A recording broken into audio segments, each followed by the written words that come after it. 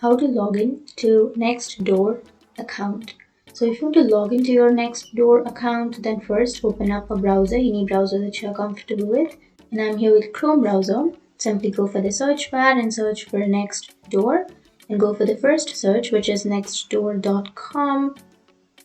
And here it will take you to the website. So to log into your account, you can simply enter your email address and your password, or you can continue with your Google or your Apple.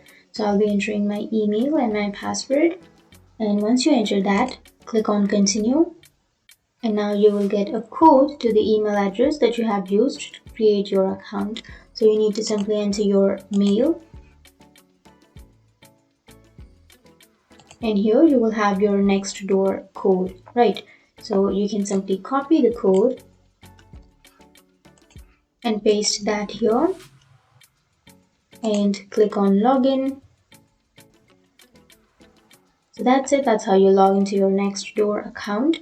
And if you have any questions, feel free to comment below. Thanks for watching.